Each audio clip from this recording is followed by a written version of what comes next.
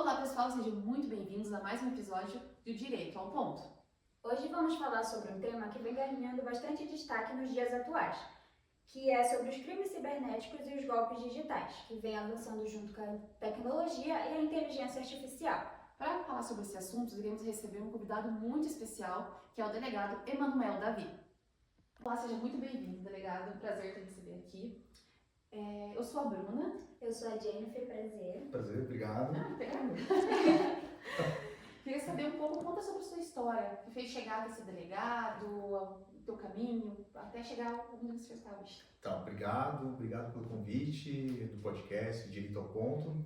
Eu tirei minha OAB, eu me formei em 2005 pela UP, pela Universidade Positivo, aqui em Curitiba mesmo, e queria advogar, eu gostava muito de advogar. Então, quando eu tirei minha OAB em 2005, eu advoguei concretamente até o meu concurso, que foi em 2013. Ou seja, eu tive alguns anos de advocacia aí. E eu advogava muito direito administrativo disciplinar, que era uma área que ninguém advogava em Curitiba, então eu gostava muito de trabalhar com processos administrativos, sindicâncias, fazia muitas sustentações orais em tribunais também. Só que ali, lá por 2010, eu comecei a pensar que eu queria mudar um pouco de vida, assim.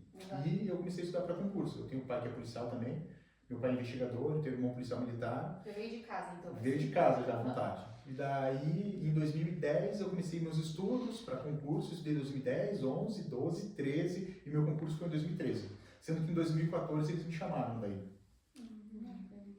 A paixão vem da Eu gostava de direito já, mas assim, ser delegado, ser policial. Daí, nesse período de estudos, eu fiz vários concursos. Assim, a gente não passa no primeiro concurso que a gente presta.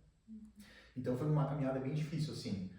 A família acaba não entendendo por que você está estudando, eles não têm paciência, por que você fica nas festas na sua casa, no final de semana, na sua casa, por que você não sai mais embalada. Mas assim, se você tem um objetivo, você tem que pegar e tem que perseverar até passar no concurso. Então eu devo ter tentado uns 30, 40 concursos mais ou menos durante esses 3 anos. Isso não é só um concurso, né? Eu vejo por mim, hoje em dia, às vezes eu não saio de casa para estudar, porque a gente somos estudantes de direito. Então acaba trabalhando, estudando, que você tem que ir, como você falou, às vezes a pessoa não entende, nossa, vai ficar em casa hoje, vou no teu trabalho. Vocês têm que trabalhar. Para mim, eu também trabalhava das 9 horas da manhã até as 6 da tarde, estudava à noite, estudava sábado o dia inteiro, domingo o dia inteiro, e consegui passar depois de 3 anos e meio, mais ou menos, no concurso. Já não estava aguentando mais. Para mim, 3 anos e meio já estava no meu limite, assim. Isso, sobre o estelionato. É um dos crimes que mais cresceu nos últimos anos. Estava pesquisando que ele cresceu em torno de 7% de 2024 para cá. Uhum. É um índice muito alto, né? Tem algum motivo principal, um fator desse aumento? Eu assumi a delegacia de estelionatos em 2019, ou seja, antes da pandemia. A gente pode falar que os crimes de estelionato e os crimes digitais mudaram bastante na pandemia.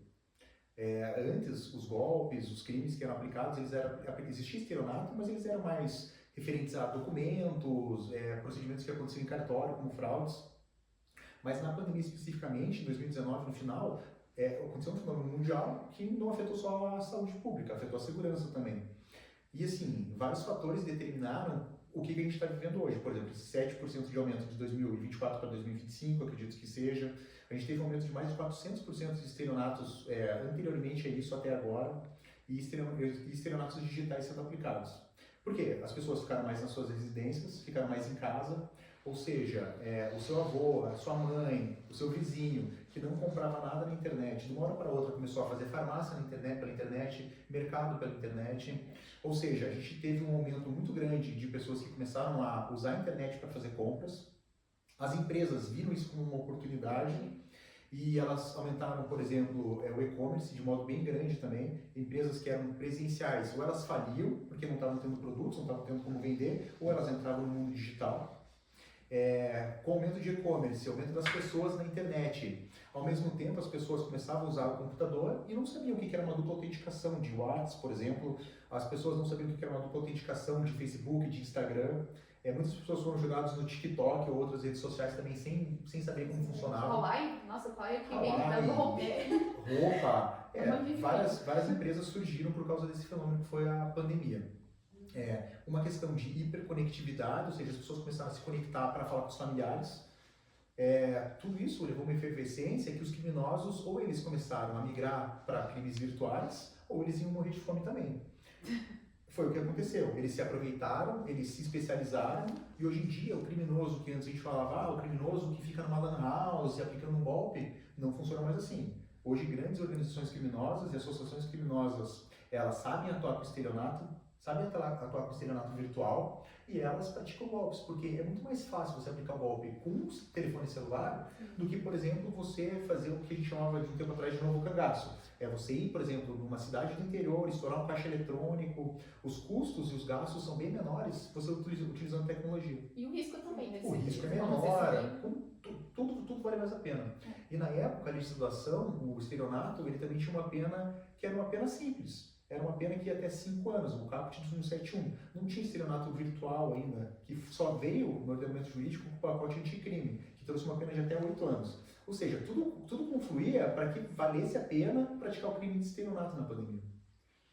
Doutor Emanuel, a gente quer saber também se existe alguma coisa para a pessoa ser vítima potencial desses crimes de estelionato. Algo na pessoa ou alguma movimentação. Alguma característica? Isso. Olha, eu falo para você que sim, e basta ser pessoa. Hoje em dia, todo mundo está sujeito a ser uma vítima de estelionato. Eu sempre falo nas minhas conversas que pode ser que o crime que eu explique para a pessoa, ela não seja potencial vítima daquele crime. Mas eu tenho certeza absoluta que tem algum tipo de crime que você pode ser vítima potencial. A gente está falando aqui agora, você não teve conduta ativa nenhuma para ser vítima de um crime. Pode ser que alguém, porque você usou uma senha fraca, por exemplo, no teu Instagram, no Facebook, no teu WhatsApp, invada o teu Instagram e comece a usar a sua rede como se fosse você e pedir dinheiro para os seus contatos, por exemplo. Você está sendo vítima de estelionato. Os seus contatos estão sendo vítimas de estelionato também, sem nenhuma conduta ativa tua. Ou seja, todo mundo é potencial vítima de estelionato. Pode ser que sua mãe receba uma mensagem de alguém se fazendo passar por você. Isso é muito comum de acontecer. Eu comentei que aconteceu com a minha mãe, né? Aconteceu com a sua mãe. Conversou até com a minha avó, como se fosse realmente, e falava as mesmas coisas que eu não falava. Chegou no final do dia, ela passou em 150. Então, pode ser que você receba uma mensagem de alguém, por exemplo, se pedindo passar pela sua mãe, e você não faça transferência. Você vai pegar e falar assim, mãe, vamos fazer uma videochamada? Ou até mesmo o link de alguma conta atrasada, conta de telefone, que vem muito caindo assim e as pessoas vão pagando e nem sabem se aquilo é verídico ou não. Pode ser. Uma técnica de estelionato que é muito utilizada são técnicas de phishing, que é o que você está falando. O criminoso ele pode se utilizar de um assunto moderno ou de alguma situação que tem a ver com você, porque assim, a gente deixa as nossas redes sociais abertas. Eu sempre pergunto, você é tiktoker? Você é blogueira? Mais ou menos. Mais ou menos. Então você não serve a pergunta, você é? Não. Você tem as redes sociais abertas? Não. Não. Você tem as redes A sociais minha é abertas? aberta, aham. A sua é aberta. Por que eu falo assim? Se você não precisa se expor nas redes sociais, você não tem que ter as redes sociais abertas. Porque assim, a gente como polícia consegue obter todos os dados da pessoa através da rede social, mas o criminoso também consegue. Ou seja, ele vai conseguir os dados da sua mãe, da sua família, vai mandar uma mensagem para sua mãe se fazendo passar por você e vai pedir dinheiro, por exemplo. Ela talvez não entenda tanto de tecnologia para saber que ela pode usar o próprio WhatsApp, por exemplo, para mandar uma videochamada para você, ou para o seu filho, ou para o seu irmão, e ela vai cair nesse golpe porque ela vai acreditar nisso. Esse foi o grande mal da pandemia, porque as pessoas foram obrigadas a entrar no mundo tecnológico, mas elas não têm educação tecnológica. E até em questão de relacionamento, né? Eu tava vendo que naquela época da pandemia, todo mundo se relacionou por celular. E hoje em dia acontece muito isso, né? Da pessoa se relacionar com outras pessoas que nem existe e pedir dinheiro. Na pandemia, como você falou, as pessoas elas foram obrigadas a uma conectividade que elas não tinham antes. Muitos dos golpes que são aplicados menos hoje, na pandemia, não eram muito aplicados, como estelionato amoroso, golpe da novinha, alguns golpes que buscam aí um relacionamento e que as vítimas acabam acreditando que estão entrando em um relacionamento com uma pessoa que nunca viram, que conversaram algumas vezes na vida e acabam fazendo transferências bancárias. Acontece muito ainda hoje, mas na pandemia era muito mais. O que é esse golpe da novinha? Desculpa perguntar. Tá. O golpe do estelionato amoroso geralmente tem como vítima uma mulher e ela começa a se relacionar com uma pessoa, que pode ser uma mulher, ela não sabe, né, do outro lado, e que começa a pedir dinheiro para ela, através de um relacionamento virtual, estelionato amoroso. O golpe da novinha ou da menina tem como vítima o homem daí. O homem começa a conversar com a menina e, na verdade, geralmente é um preso, é um homem que está conversando com a pessoa, com a vítima, e, num determinado momento, o preso vai falar assim, olha, você está falando com uma menor de idade. E você é um pedófilo e começa a falar que ele está praticando crime. E começa a extorquir a pessoa. Foge um pouco da esfera do próprio estelionato e acaba virando até uma extorsão. Uhum. A pessoa fica assustada, começa a fazer pagamentos e em um determinado momento ela vai acabar fazendo um BO, mas ela vai ser extorquida durante vários meses por esses criminosos, se fazendo passar aí por uma menina menor de idade. Esse é o golpe da novinha. Acontecia muito na pandemia, porque assim, você não sabe com quem que você está falando do outro lado na internet. Você acha que está falando com uma menor ou com uma maior de idade, mas na verdade não. Não. Isso é verdade. O golpe da novinha, então, seria o golpe do Tinder? O golpe do Tinder foi uma série que apareceu na Netflix que o criminoso, ele extorquia e buscava aí favores financeiros das mulheres tendo um relacionamento amoroso com essa pessoa. Isso é um estelionato amoroso, acontece muito no Brasil. A doutrina já fala de estelionato amoroso, já inclusive com indenização já no âmbito civil. Isso acontece há algum tempo já. No âmbito criminal, algumas decisões já começam a encampar e entender que tem uma conduta abusiva por parte do homem num relacionamento que começa a pedir muito dinheiro para a mulher. A gente tem casos na delegacia que as mulheres financiam carros para o homem, às vezes sem ver a pessoa, só de forma online. Fazem financiamentos bancários, acabam dando dinheiro para os companheiros. E na verdade, essa pessoa que se relaciona, ela mente tudo. Ela fala que ela tem uma posição de poder, ela fala que ela tem dinheiro, mas que naquele momento não consegue dispor daquele valor, para conseguir que a pessoa, a vítima, acabe transferindo valores. Mas tem tudo a ver com o golpista do Tinder, sim. Tem aquele exemplo daquela mulher que transferiu não sei quantos milhões pra achando que tava namorando o Brad Pitt. Verdade. O que eu sempre digo assim, a mulher, ela não vai fazer transferência para qualquer um, ela não vai se encantar com qualquer cara que ela estiver falando na internet. Então, o criminoso ele vai ter que trazer uma posição de poder. Ou ele vai criar um status de que ele é um parlamentar, que ele é alguém que tem dinheiro, que ele tem um status social para tentar conseguir fazer uma vinculação psicológica com essa mulher. Ou ele vai trazer alguém, uma persona já feita. Por exemplo, ele vai falar que é o Brad Pitt, que é o Johnny Depp, uma época estava muito na moda isso, e as vítimas acabam acreditando. Elas têm o ego muito alto, às vezes ele está falando com o Johnny Depp, com o Brad Pitt, e acabam fazendo transferências Ou até a bancárias. inocência da pessoa também, né? De achar que está conversando com a pessoa. E teve um caso emblemático, e esse caso aconteceu realmente, uma mulher acreditou que estava falando com um astronauta. E ele falou que ele estava na estação espacial russa, no espaço, e que ele precisava de dinheiro para voltar para a Terra. E ela fez transferências bancárias para ele e ela acreditou nisso, nessa história. O que a gente está falando aqui tem um nome técnico para isso, chama engenharia social. Se vocês pesquisarem no Google, de engenharia social, é uma técnica de persuasão que o criminoso consegue o que ele quer da pessoa. Ele consegue analisar a pessoa, ver qual que é a fragilidade, qual que é a emoção que vai conseguir tocar aquela pessoa, e ele consegue ter uma conduta positiva ou omissiva daquela pessoa. E os criminosos fazem isso, ou pessoalmente, ou através de telefone, ou através de celular, ou através de phishing, de mensagens que eles mandam. Entrando nesse assunto, doutor Emanuel, quais dos crimes mais sofisticados que a delegacia tem investigado recentemente? Antes da pandemia, a gente investigava crimes que os criminosos eles abordavam as vítimas diretamente. Isso era bem comum. Em saídas de mercado, de shoppings. Na pandemia, isso começou a ficar mais sofisticado, mas na pandemia ainda a gente não tinha redes neurais. Não tinha aí ChatGPT, não tinha Gemini, não tinha essas inteligências artificiais que formam agentes de IA, que auxiliam os criminosos também nas práticas criminosas. Mas hoje evoluiu isso muito mais. E a gente está falando até com ferramentas que formam vídeos, que fazem deepfakes, que fazem com a clonagem de voz, que deixam o crime muito mais sofisticado. Eu costumo falar assim, que se hoje uma mãe recebe, por exemplo, uma ligação de um filho, ou uma mensagem do filho, se fazendo passar pelo filho, pedindo dinheiro, já está acontecendo casos em que vozes estão sendo clonadas. Isso é muito comum. A gente já teve casos em São Paulo, já tivemos casos no Rio de Janeiro, no Paraná a gente não teve ainda. Porque é muito fácil hoje você pegar um app de gravação de voz e você lê um texto básico, ou você pega alguém falando, pessoas politicamente expostas, ou quem deu entrevista, isso vai acontecer logo. Até mesmo nesses números desconhecidos que as pessoas estão com um pouco de medo de atender. Porque é o fato de dizer... Vai gravar a tua voz, exato, mas nem precisa ser tanto. É só você pegar e entrar na rede social da pessoa que vai ter a pessoa conversando. Vai ter a pessoa falando. Porque assim, a pessoa vai ter lá um trecho da sua voz, os apps geralmente precisam de um conteúdo maior da sua voz para poder captar a tonalidade da tua voz. Sim.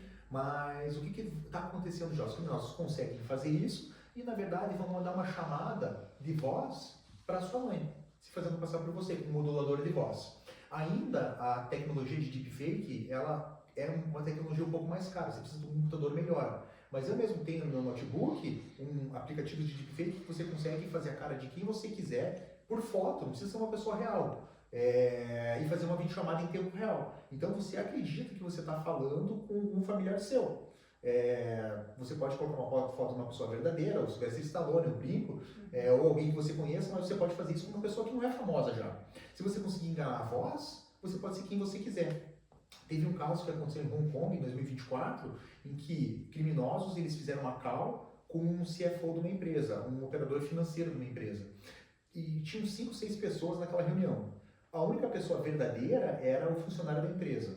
E todos os outros estavam com deepfakes em tempo real, com computadores bons. E eles conseguiram fazer com que aquele funcionário transferisse 25 milhões de dólares para empresas e conseguiram depois fazer transferências de criptomoeda para tentar fazer a lavagem de dinheiro. Ou seja, agora voltando para os casos que a gente tem na delegacia. A gente já tem casos de clonagem de voz na delegacia, a gente tem casos sofisticados em que os criminosos conseguem fazer a lavagem de dinheiro já com criptomoeda, de modo muito sofisticado, mas ainda eles estão engatinhando com questão de deepfake. Ainda no Brasil, pelo menos, para enganar diretamente a pessoa não está acontecendo, mas para biometria facial já. E como que a polícia está lidando com tudo isso, com essa inteligência O artificial? aumento de tudo, da clonagem. Eu falo assim, da mesma forma que os criminosos todos os dias acordam e buscam saber como que eles vão conseguir aplicar golpes nas pessoas, a polícia todo dia acorda e vai tentar entender como é que funciona a engenharia social daquele golpe. Por exemplo, como é que o criminoso consegue entrar no WhatsApp de uma pessoa? Como é que ele consegue invadir o celular da pessoa? Como é que ele conseguiu fazer uma deepfake tão bem feita? Como é que ele conseguiu clonar a voz da pessoa? Ou seja, todo dia nós estudamos, fazemos cursos, é assim que nós vamos nos aperfeiçoando para conseguir combater a criminalidade. Ou seja, as perícias são mais técnicas, as minhas equipes lá na Delegacia de Estelionato, elas estudam mais quais são as engenharias sociais, quais são as tecnologias que são usadas, quais são os apps que são criados, se são apps novos, se não são apps novos, para tentar entender como o criminoso age para a gente poder combater o crime. Vamos dizer assim, tem que entrar na cabeça do criminoso para conseguir... Você tem que tentar entender como que funciona aquela engenharia social. Por exemplo, como que o criminoso consegue o telefone da sua mãe, por exemplo, e ele engana a sua mãe, por exemplo, numa mensagem por voz. A gente tem que entender como é que ele faz isso, para entender como é que funciona o golpe também. Porque assim, a gente vai oficiar o meta para dar dados, isso daí é uma consequência do pós-crime. Mas a gente tem que entender como é que o criminoso consegue fazer a engenharia social dele para conseguir aplicar o golpe. É muito importante. E assim, sobre os jogos do tigrinho, que está sendo muito falado, né? A maioria das pessoas cai nesse golpe, perdem. Eu conheço pessoas que perderam muita coisa. Eu tenho uma senhora que ela chegou a perder 20 mil reais, assim, em questão muito rápido. Como que faz nessa investigação do jogo do tigrinho? Tem também a questão de jogos das crianças de casa da gente que joga Roblox, qual outros jogos que... Minecraft. Isso, Tá. Com relação a esses jogos de adultos, jogos de azar, a legislação não permite esse tipo de jogo, além de ser jogo de azar, as pessoas que acabam praticando esse tipo de crime, eles praticam dezenas de outros crimes. Lavagem de dinheiro, associação criminosa, falsificação de documento, crime contra o sistema financeiro, dependendo do caso. E assim, cada pessoa que acaba perdendo dinheiro, a gente tem casos de pessoas que se suicidaram, que entraram em dívidas, que financiaram casa. Por exemplo, a casa era quitada, ele financiou a casa para jogar no jogo, perdeu a casa, por exemplo. Ou seja, são casos gravíssimos, até a pessoa poder tirar a própria vida por um jogo desse. Na Delegacia de Estelionato, nós somos uma das primeiras delegacias do Brasil que prendemos influenciadores que divulgavam o jogo Tigrinho, por exemplo. O problema da divulgação desse tipo de jogo é que a plataforma em si, que o influencer usava, era uma plataforma fraudulenta. Era tudo fraudulento. Ele não estava jogando. Ou seja, quando ele está lá nas redes sociais dele, ele está mostrando, olha, acabei de colocar 5 reais, ganhei 50 reais, ganhei 100 reais. Isso tudo era montado. Não era verdadeiro, ele não estava jogando na plataforma. Pra você sacar sem Era um vídeo que aparecia e você achava que o influencer estava ganhando dinheiro. Na verdade, o influencer ganha dinheiro com as pessoas que acreditam nele e começam a usar uma plataforma e indicar, por exemplo, o código dele na plataforma. E isso já faz com que ele reverta em dinheiro, né? Porque Pra aparece ele, a sim. porcentagem lá embaixo, se não me engano, é de 10, 15 reais e assim vai. Às vezes as pessoas nem se atentam e só fazem o depósito. E o influencer ganha dinheiro assim, na verdade, com engodo, enganando terceiras pessoas de boa fé que vão prejudicar a sua própria vida.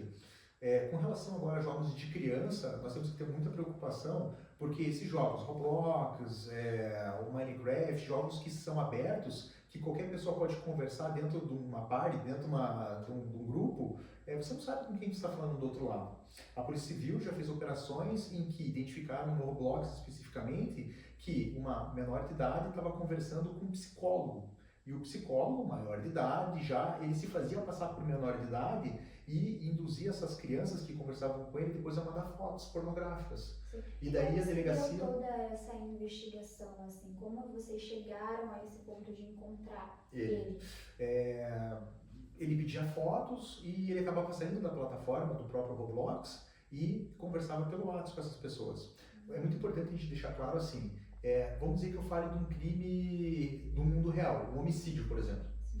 No homicídio, se eu vou num local de crime, eu vou lá ter um corpo, eu vou fazer uma balística, por exemplo, se tiver um fragmento de disparo, ou uma facada, eu vou ter um corte, e devo ter câmera, devo ter testemunhas, isso no mundo real, um crime material. Tem digital, isso é um crime que eu consigo investigar no mundo real. Mas o crime virtual, ele também deixa vestígios. A gente pode falar que o crime virtual também deixa pegadas. Por exemplo, você acessou o Roblox. O Roblox ele tem acesso das pessoas que entraram no perfil do Roblox. Vai deixar endereço de IP, a pessoa tem que fazer um cadastro. O criminoso ele pega, sai da plataforma e ele usa outra plataforma. Ele usa o WhatsApp, por exemplo, para conversar. Ou ele vai querer saber qual que é o Instagram, o Facebook daquela criança. Ou seja, o Meta ele também vai ter mais dados desse criminoso. Pelo WhatsApp, pelo Instagram. Ou seja, tudo isso pode ser rastreado. Muitas vezes os criminosos, não só os sexuais, eles pedem vantagens financeiras. Além dessa investigação de dados telemáticos, a investigação ela pode ir para o lado financeiro, que é uma outra vertente. Daí vai ter uma investigação de lavagem de dinheiro, de follow de money, que a gente chama. Para onde que foi o dinheiro que foi mandado? Foi para laranjas, não foi para laranjas? Foi para empresas que não existem na verdade? Isso é feito uma investigação. É muito complicado essa questão de Roblox, dessas áreas infantis. Eu tenho 2 meninos, então normalmente eles estão jogando. Aconteceu uma situação com meu filho que eu fiquei pensando como que eles conseguiram entrar na cabeça dele, ele gravar um vídeo sem camiseta, coisa que ele não tinha camiseta na praia. Eu falei, gente, como? Eles estavam conversando com alguém dentro do Roblox. Dentro do Roblox, e convenceu ele a gravar um vídeo e encaminhar. Só que nessa, Dentro da plataforma, dentro do Roblox. Quando eu cheguei em casa, estava trabalhando, meu marido já tinha apagado o vídeo, meu marido ficou muito nervoso. Eu falei, meu amor, aquela delicadeza, né? Não tá desganado, você não poderia ter apagado esse vídeo e nem apagado pra quem ele mandou. O perfil é importante. O perfil, você deveria ter deixado. Pois eu me senti muito impotente como mãe, porque eu falei, nossa, como que eu não vi isso? Mas eu fiquei pensando também, como que eles conseguiram convencer? Eu, mãe, Bruna, não consegui convencer eles de tirar a camiseta na praia e eles conseguiram gravar um vídeo deles sem camiseta. É que você tem que pensar assim, né? Que o criminoso, eu falei pra vocês antes, eles usam técnicas de engenharia social. Ou seja, o criminoso, ele usa uma técnica de persuasão e se ele é, por exemplo, um psicólogo, você vê a potencialidade lesiva dele, o que ele pode fazer na psique, na cabeça de uma criança. Se ele pode fazer com que adultos tenham condutas, por exemplo, de uma senhora que é abordada na rua e acreditar que vai ganhar R$1 milhão, o golpe do bilhete premiado, por exemplo. O criminoso consegue fazer isso. E assim, são pessoas vividas, pessoas que têm dinheiro e acabam transferindo dinheiro para os criminosos. Imagina, muito mais grave é isso quando é feito em face de uma criança, por exemplo. A negociar, que ele pode tentar, ele pode conseguir oferecer doce, oferecer dinheiro, oferecer alguma outra coisa. É por isso que a gente tem que monitorar realmente tudo que os nossos filhos fazem nas redes sociais. Tudo. Se você conseguir colocar ou no YouTube, ou onde ela assiste programas, perfis infantis, ou seja, que não vão ter nem publicidade, nem propagandas referentes a adultos, no Roblox, partes, só com quem ela conheça, com quem você autorizou, por exemplo, a falar com a pessoa, isso é muito importante. Porque eu digo de volta, a gente não sabe com quem a gente está falando do outro lado. Não. A internet é muito perigosa nesse aspecto. Eu agora tenho tudo controlado, tudo no meu celular. Dentro disso, doutor Emanuel, quais os principais desafios que tem na investigação para a punição desses crimes cibernéticos? Assim, as dificuldades de uma investigação são enormes. Nós temos dificuldade desde as pessoas que não fazem boletim de ocorrência, por exemplo. Vamos dizer que você foi lesada num determinado valor financeiro. E você pensa assim, eu não vou fazer boletim de ocorrência, tenho que ir a uma delegacia por causa de R$1.000, R$2.000. Você não sabe, na verdade, que às vezes, se eu tiver os dados da sua investigação, eu consigo, através do sistema da polícia, descobrir que outras dezenas de pessoas foram lesadas. E que, na verdade, você não é a única vítima nesse caso. Você foi mais uma vítima em que eles usaram, por exemplo, um CNPJ ou uma chave Pix, que a gente pode fazer um rastreamento. Ou seja, o primeiro fator que prejudica e que atrapalha muito a investigação é a subnotificação. As pessoas não fazem boletim de ocorrência. Acredito que não vai dar em nada, ou seja, é importante fazer boletim de ocorrência por vários fatores. O Estado consegue fazer políticas públicas referentes aos crimes. Por exemplo, precisam mais policiais nas delegacias? Tem muito estelionato? Tem mais estelionato que furto? Tem mais estelionato que roubo? Ou seja, políticas públicas de segurança pública por causa do BO que você está fazendo. E também políticas específicas. A delegacia vai investigar o teu caso especificamente. E também tem a questão de tecnologia. Os mandados precisam todos de ordem judicial, quebra de dado telemático, quebra de sigilo bancário. Tem toda uma burocracia que é importante para seguir o devido processo legal, por exemplo, que dificulta a investigação, mas são importantes. Você acha que tem alguma lei que deveria ser mudada ou atualizada para combater esses tipos de crime? Agora a gente teve com o pacote anticrime, antes a gente tinha só a Lei Caroline Dickmann, de invasão de dispositivo informático, antes de 2019. Em 2021 foi promulgada com o pacote anticrime o artigo que instituiu o estelionato praticado na internet. Qualquer forma de estelionato virtual, seja por rede social, SMS, a pena é bem alta, 8 anos, ou seja, isso ajuda muito já. O que a gente não conseguia antes, uma prisão temporária, uma prisão preventiva, a gente consegue agora com esse artigo. É uma forma de limitar um pouco, mas mesmo assim... Ajuda? Ajuda bastante já, ajuda bastante. A gente não pode deixar o tipo penal tão fechado, porque assim, as tecnologias que são criadas são as mais variadas. Um crime praticado com deepfake, ou com clonagem de voz, isso não era interessante estar na legislação. Isso é um modus operandi para praticar o estelionato, por exemplo. Ou seja, a legislação ela tá adequada para o nosso tipo de investigação. Deve ser bem legal, bem cena de filme, assim, pesquisando. Além disso, existe alguma cooperação entre Estado, internacionalmente, para pegar esses golpistas virtuais? Existe. Existe cooperação entre as polícias e as instituições privadas. Teve um caso recente até nos Estados Unidos que foi bem interessante. Um adolescente nos Estados Unidos, ele fez uma pesquisa no ChatGPT e ele estava pesquisando como ele poderia matar o amigo dele da faculdade, do colégio. A OpenAI identificou isso imediatamente, fez uma notificação para a polícia da comarca que ele morava, e a polícia fez uma busca e apreensão na casa dele, referente a isso. Ou seja, as instituições privadas elas cooperam primeiro com o poder público. Se tem um crime que é cometido no WhatsApp, no Instagram, no Facebook, no Meta, nós podemos oficiar diretamente o Meta, por exemplo, se for um caso de pedofilia, um caso grave, para a gente obter informações, para retirar páginas do ar, para retirar perfis que estão fazendo apologia a esse tipo de crime também. E também há o auxílio entre os estados da federação. Por exemplo, se eu vou cumprir um mandado de prisão em um estado fora, e a gente cumpriu recentemente mais 40 prisões no Brasil inteiro, nós temos auxílio de todos os estados para esses cumprimentos. E, eventualmente, se tiver um autor ou alguém fora, também há participação entre as polícias de fora do país. Bem bacana. Legal. Você tem um caso que possa contar pra gente, né? Que foi muito importante ou marcante na tua carreira nesse período? Eu tive alguns casos, até um que não tem a ver com estelionato e um que tem a ver com estelionato. Vou contar 2 casos. Pode então, contar. Quando eu era delegado da furtos e roubos, a gente tinha um caso que os criminosos eles entravam em casas e amarravam as pessoas assim, no banheiro e furtavam a casa inteira, subtraíam a casa inteira, mediante roubo. E a gente conseguiu desmantelar a quadrilha, conseguiu identificar os autores, teve troca de tiro, a gente entrou em confronto com eles e a gente conseguiu prender eles. Então foi uma investigação que me trouxe bastante prazer em fazer. Com relação a estelionatos, nós temos milhares e milhares de investigações interessantes. Eu tive casos em que um criminoso, por exemplo, ele juntou vários modelos de Curitiba, levou todos os modelos para Balneário Camboriú e ele mentia para os modelos que ele fazia parte de um programa de televisão, de um reality show, e que eles estavam nos hotéis para participar, fazer uma prévia do que seria o reality show. Ou seja, ele ficava com as modelos, os próprios modelos pagavam nos locais que eles estavam ficando, sendo que na verdade não tinha nada, não tinha programa, não tinha reality show, não tinha nada. A gente entrou em contato com a polícia lá de Balneário Camboriú, fizeram a prisão em flagrante do cara, e daí o cara foi trazido depois para Curitiba para responder processo aqui comigo na delegacia de estelionato. Mas Mas agora eu vou fazer uma pergunta assim, no teu, no teu primeiro ano, vamos dizer assim. Como delegado? No teu primeiro caso, assim, pegou, não sei se como assim se fala, o primeiro caso, a primeira investigação.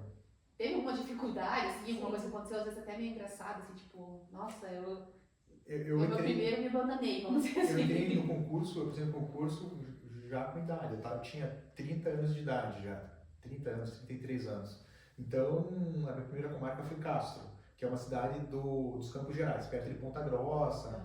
Então, eu me lembro assim, uma das primeiras diligências que eu fiz, eu ia de terno para a delegacia, todo engomadinho, e deu um furto, e todos os policiais saíram correndo da delegacia, eu saí junto com o terno, e a gente teve que pular arame farpado, eu enrosquei minha calça, e eu rasguei minha calça, daqui até assim, ficou tipo uma saia aberta, assim, a minha calça, e daí eu nunca mais, sempre foi de calça jeans agora, e assim, é uma atividade de delegado, ou APJ, que é escrivão, investigador, muito dinâmica.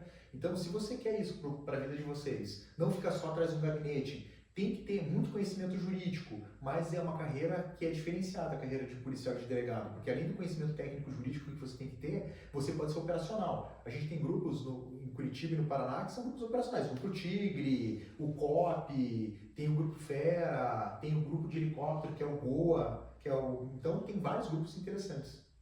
Mas assim, não teve um caso específico. Eu tentei correr, mas não deu certo. Não teve um caso específico assim, mas o que me chamou a atenção foi essa. Uma das primeiras vezes que eu saí correndo atrás dos caras, eu me enrasquei Porque no interior é assim, você vai ver o cara que furta galinha, que furta boi, que furta qualquer coisa. O pilar da divisória do terreno, ele muda. E a gente vai muito em milharal, vai no meio do mato caçar pegar os presos, assim funciona no interior. Doutor Emanuel, um alerta para as nossas pessoas do podcast, quais os sinais que o senhor que a gente tem que ter para antes de clicar no link ou fazer qualquer tipo de transferência? Tá, de um modo geral, os criminosos, quando eles praticam crimes virtuais, eles atuam na pressa das pessoas. Desatenção, pressa, a pessoa não se atenta que está fazendo uma transação por um link que não é um link verdadeiro, uma URL, um site que não é um site verdadeiro. Então, a dica principal quando a gente trabalha com a internet é respira, tente confrontar aquela informação que você acha que o criminoso está te passando e que você não tem certeza que é verdadeira com outra pessoa. Chama o teu vizinho, chama o teu amigo, chama o teu namorado. Toma calma, porque assim, no momento que você faz uma transferência via Pix, é muito difícil você fazer o bloqueio daquela transferência, porque é uma transferência muito rápida, ou seja, você vai ter um prejuízo financeiro. Como os crimes virtuais eles são gigantescos e a modalidade de modus operandi é gigantesca, não dá para eu falar para você assim, olha, toma cuidado com o link que você vai clicar. Óbvio, né, que você tem que tomar cuidado com o link que você vai clicar. Mas assim, os crimes são muito variados. Ou seja, eu não posso dar uma dica específica para nenhum crime, mas de um modo geral, você tem que se atentar com cuidados básicos. Respirar, não fazer transferência, pesquisar. Eu sempre digo assim, se os criminosos estão usando a internet para práticas criminosas, você pode usar a internet para o seu benefício. E aí eu vou dar exemplos específicos agora. Por exemplo, você está comprando uma calça maravilhosa no Marketplace, por exemplo, do Facebook. Ou um Marketplace, ou uma página da internet que você não conhece. E você vai comprar aquela calça. Cara, você não pode usar, por exemplo, a própria internet para procurar o CNPJ daquela empresa. Colocar o CNPJ da empresa lá no buscador do Google. Vê se não tem um Reclame Aqui, por exemplo, daquele CNPJ. Ou você está comprando um produto, por exemplo, no Instagram. Daí você vê que é bloqueado o perfil do Instagram para fazer perguntas. Não é estranho? Os criminosos fazem isso, por exemplo, para evitar que as pessoas digam que é golpe. Ou o perfil é muito novo. Se atente a alguns fatos assim, o perfil é novo. Pô, acabaram de criar o perfil, não tem nenhuma curtida, tem um monte de seguidor, todos comprados, por exemplo. Ou seja, a gente pode observar alguns fatores que dão a entender que pode ser um golpe. Toma cuidado. Pesquisar no TJ, para ver se o CNPJ não tem golpe, não tem crime. Usar a própria internet para o teu benefício. Basicamente, a dica principal é essa. Pedir Pix, peça ligação, vídeo, fala, ó, liga, vamos falar, vamos conversar. No momento que você fez a transferência, o dinheiro saiu da sua conta, você conseguir fazer a devolução desse valor é muito difícil. Mas pede pra pessoa, ó gente, alguém ligou, pediu Pix, peça ligação de vídeo. Ligue pra pessoa, converse. Exatamente. Antes de fazer qualquer tipo de transferência. E não cair em nenhum golpe. E qual a mensagem que o senhor deixa para as pessoas que querem seguir a carreira de delegado? É uma carreira maravilhosa, você consegue ajudar muito a população. Eu acho que o que me deixa mais feliz de poder acordar todo dia, ter uma vontade de estar domingo e achar assim, nossa, segunda-feira eu vou trabalhar, vou ter que ajudar a população, vou conseguir ajudar a população, trabalhar com pessoas mais vulneráveis. É o poder que a gente tem de conseguir realmente ajudar o nosso próximo, ajudar o próximo. Isso eu acho que é o principal. Muito obrigada pela presença, foi uma honra ter o senhor aqui. Aprendemos muito, tivemos conhecimento, curiosidades, foi muito bom. Muito obrigada mesmo. Eu que agradeço, meninas. Obrigada Obrigado. por todos os esclarecimentos sobre os crimes cibernéticos, que a maioria a gente não tinha uma noção de como era, né? Mas obrigada. Eu que agradeço, meninas. Obrigado. E se me convidarem, eu volto aqui para conversar mais sobre crimes digitais com vocês. Obrigado.